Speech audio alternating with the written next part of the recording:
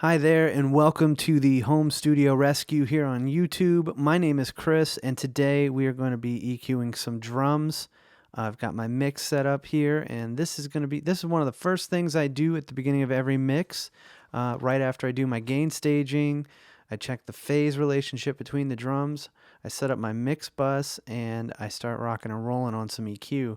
And so this is important because, well, for me, the analogy is kind of like when you go to the dentist, they get the tartar off your teeth before they start putting the polish on. And so that's what I'm going to be doing here. I'm just going to be kind of cleaning up the drums, trying to, maybe make them a little bit fuller, a little bit punchier, and get them ready for parallel compression, like sending them to a bus, crushing the drums, getting some maybe saturation, some reverb, just all the processing, all the little tricks I have after the fact, getting some triggers in there. So we're going to listen to the drums real quick without any kind of EQ. So here we go.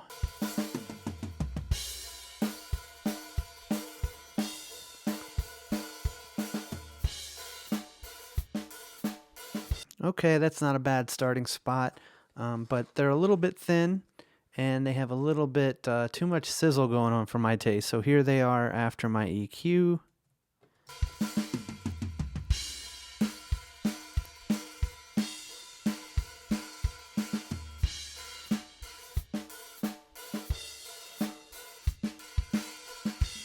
So I've given them a little bit more body, a little bit more fatness, and maybe a little too much low end, but this is kind of my starting point. This isn't the end. This is just where we're beginning. So I'm going to look at the kick drum first, and I'm going to go to the inside kick and let you hear what that sounds like any second now.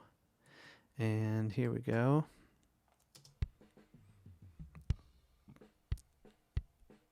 It's got some nice knock to it. It's pretty thin. So I've added some air to it. So this is the Slate Digital, this is their virtual mix rack, and they have a subscription model, and it's pretty BA. It's pretty cool. It's 15 to 20 bucks a month, depending on what you choose. And you get I don't know, it's a ton of plugins that are worth probably about 200 bucks each, and you're getting it for 15, 20 bucks a month. I've probably spent, I don't know, a lot of money, like 240 bucks a year. So it's like a plug-in, and I've gotten all of them. So it's definitely worth it. That's my plug. This is a great subscription model, and the plugins are awesome, and they're constantly coming out with new stuff. So anyway, this is an SSL style EQ, and I've got it set at 5K. I'll play the kick again with just the EQ. And I got some 5K here. I'm adding about 10 dB, which is pretty aggressive. I'm just trying to get a little bit of a knock, a little bit of punch out of it. And then I'm taking 500 hertz. I got negative 3 dB here, and that's just cleaning up some of the boxiness. I'm at 50 on the low end here, and I'm adding like 9. So that's a lot. And then I add this guy in. So here it's without, and then with. Take it out. And this is the custom series lift, and you can go between. It's got a low end, like it's got a bass and a treble basically, and you can either go big or punchy, and then so yeah, we'll just kind of cycle between those. I like the big for kick drum. It's very subtle, but then there is I pump about 5 dB of that, and then for the present, here's putting it in. That's silky, and so you probably won't hear much of a difference between them if you're not on headphones or listening on monitors, but without it, it's just not, I don't know, there's something going on there. It adds this analog feel. It's definitely a little bit bigger, and so that's just the inside kick mic. So we're going to add the sub, and this without it, or I'll just show you the sub. And then I'm cutting off a lot of the high end here. This is a 7-band EQ. It comes free in Pro Tools. I'm using the low pass filter, and I'm going to about 282. If I throw that out, you hear more of the just unneeded stuff. This is meant to get you some low end. So here's my kick drums. Here's without it.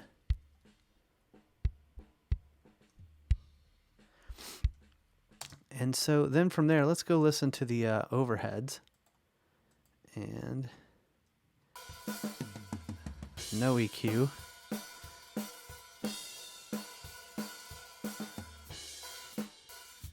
There's my EQ.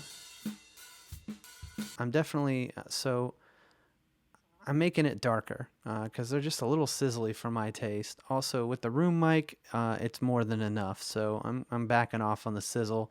I'm going -2 dB at 7.5 hertz.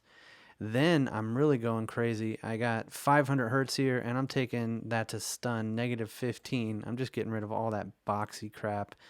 And at 60 hertz, I'm hitting, let's see, 6 dB. See, I want to feel the tom. I want the toms to poke through a little bit on these overheads. I want to feel the drums. I'm not one of those guys that just wants cymbals in their overheads. I think that's, kind of cheesy, but it doesn't work for me. So here's the low pass or high pass filter, and it is 50 hertz. And then I got my buddy, the Custom Series Lift. He's on big for 2.2 and then 1.6. Let's just kill these plugins and see what it sounds like without them. There's just kind of this, I can't even describe it, but it just sounds like it's in a hallway or something, or a box. And now, so the 500 hertz, that's where I'm kind of killing some of that nasty sound. And then it was still a little too much, so I took some almost 10K out, and this is a little cut, -1.7. Here, I'll just show you this overhead.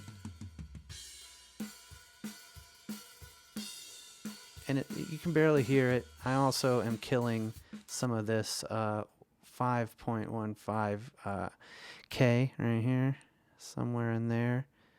And so, yeah. I just wanted to get rid of some of this nasty nasalness. And so there's that. And I think that sounds pretty good. That almost sounds like a drum set by itself. So that's kind of what I want. Here's this overhead, which I engineered this. It was in a basement, and we had some pretty cool equipment and some nice mics. But overall, I could have done better with this room mic. Maybe I pick a better mic. It's just very chimey, and there's not a lot of body. It just kind of sounds really thin. And so I'm going to use this lo-fi here, and I count this kind of as an EQ, and I'll show you why. So I'm going to reset it. So here, this is the sample rate. You can kind of bring that down. And this just kind of takes you, like, it's a way of cutting out the low end or the high end without having to use an EQ. It just, to me, it's a cool little trick. And so I had about 0.9 of distortion. What's cool about these is, so if I'll put this saturation on. So this is the high end kinda, and this is the low end. If you put this thing on, it just it thickens things. It just kind of makes it a little bit more, like if you put that on, duplicate a vocal and put it on it, that's a pretty cool trick. And then it just kind of adds some high end to it. So that's how I use it. Another cool trick is this guy. So like, let's say I took all this high end out. If you take the alias or whatever it's called, if you take that, it adds the high end back, but it's kind of crushed, like bit crushed. You can do the same thing with,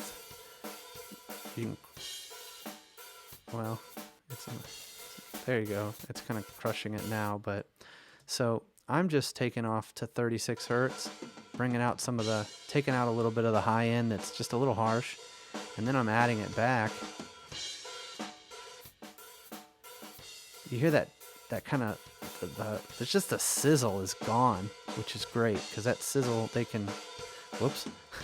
the sizzle, I don't need it. So then the next thing I did is I actually went in and EQ'd it with the 7-band, and I'm taking out, 10 dB at 500 hertz, and I'm bumping up 100 hertz and 110 hertz at 4 dB, and then 81 hertz I'm taking out. I did the high pass filter, and then I'm also bringing out some of this high end. So we'll hear it without this, and then with it. And so really that's kind of like me balancing out the way the drummer's playing or the way that it's sounding in the room, which is there was a lot of hi-hat, a lot of just high-end stuff. And so I've kind of made it now where it's a little bit more balanced. Like if I like John Bonham, what he used to say is if he wanted the toms louder, he'd play them louder, or if he wanted the overheads like the cymbals louder, he'd play them louder. And he wouldn't allow more than I think it was 1 or 2 mics, maybe 3 at the most on his drum set, because if he wanted something louder, he'd make it that way. And so the way I'm doing this right now is just really to I'm taking I'm putting the cymbals and everything where I want them, and I don't know exactly what that rant's for, but really that's just the way I like to hear these room mics, or at least that's how I'm fixing these room mics.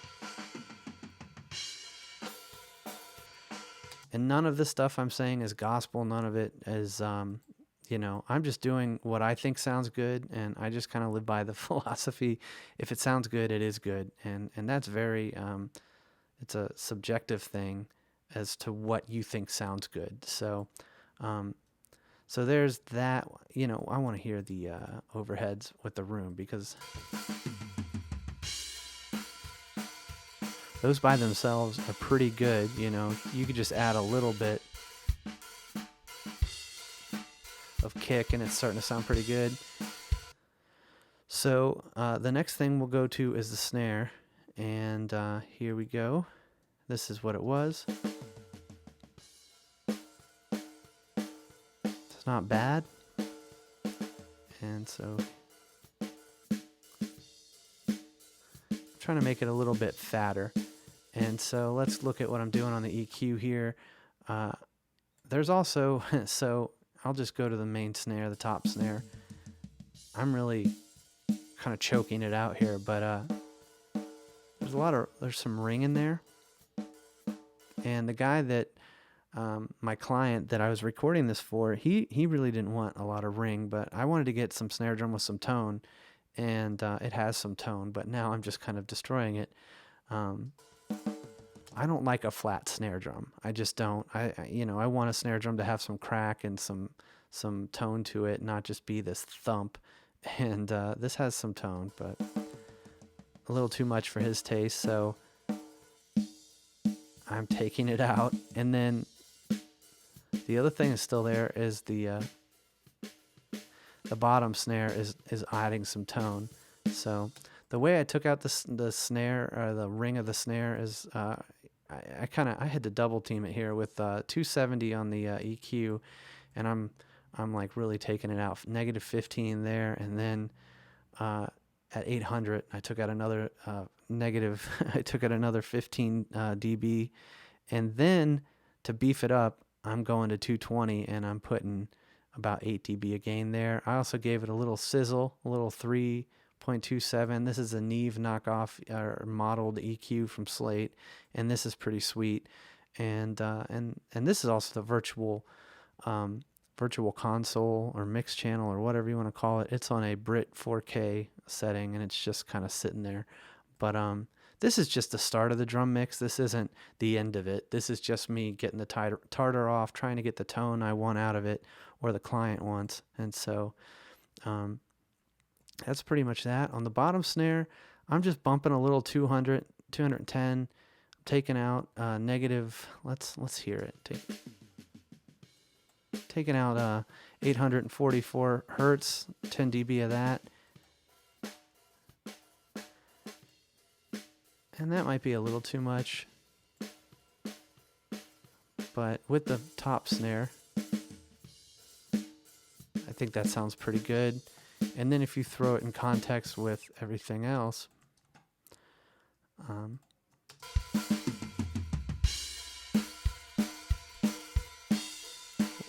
take the EQs for the snare out.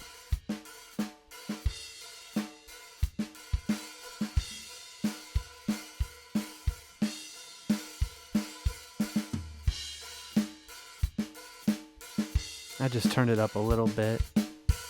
And I think that's sounding pretty good. I think that's a good starting point. Now, the next and last thing I'll show you is the toms. Now, I kind of edited these toms out. Just there was only like in this tom there was one hit and it was right there, and this one there's two. This one I might just leave in. I'm not sure if I'm going to edit it or not. But here's where you get to hear the real drum fill, and I'll just show you the EQ real fast. So 4K, I'm pumping up 4 dB. And then I'm taking out 490 at -6, and then I'm bumping up 220 again, 6 dB. I'm really going for it. And let's see, adding a little bit of presence from the custom series, and we'll just and so I did that I copy and pasted that for these two toms, and then for the low tom, took it a little rumble at 41 hertz, then I bumped it up to 4.1 dB at around 100, taking out a little bit. There was something just kind of not so pleasant around 200, and then we got the boxy sound at 547. I did -6 dB, and then I bumped it up at 4.2, almost 5 dB, just to kind of get it to cut through the mix. And these toms sound pretty good on their own. I'll do that. I'll do it without my EQ, and you can hear it. I mean, those are really well-tuned, good-sounding toms. They're mic'd up well. I could just leave them alone, and it wouldn't be that bad. But I'm mixing the song, so I'm going to put my hands on it a little bit. And let's hear what it sounds like with my EQ.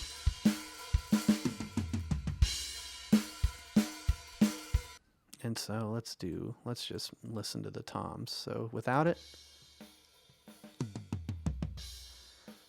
and then with it. And, so I edited those toms, and I prefer this to Gates if I can get away with it. But like, you won't even really, I mean, with them soloed, you can't tell that much that they're coming in and out. Maybe a little bit, but, but here you go. With the overheads, it's not really, you can't notice. So that's kind of how, instead of gating, I just do that. And I might even do this middle channel later. But so I think that's going to wrap it up. That's just a quick overview of what I did on this song. And this isn't gospel, and I don't even do, every mix is different. Every drum sound is different. Even if it's the same drummer, same room, all that jazz, if it's the same equipment, each song is different. And so there's no one way to do it. There's no one way to EQ. There's no right or wrong way. At least I believe that. But this is just what I did in one song, and this is the starting point, and as the mix goes on, I would be adjusting this and tweaking, and, I would be adding triggers, parallel compression, saturation, this thing I call the fat fader I got from Graham Cochran. Thanks, Graham. There's just a lot of tricks that you can do, especially if you record it in a basement. There's even a reverb trick I got from Stephen Slate, where you can make it kind of sound like they were recorded in a studio. So, these were decently recorded drums, but they still have their problems. And, I'm just here to try to fix it. So I hope you guys learned something. If you liked this video, please like and subscribe. If you didn't like this video, please like and subscribe. And if you disagree with me in anything I did, you can comment below. If you liked what I did, you can comment below. If you learned something, whatever, just leave me a comment, and I'll see you in the next one. Thanks.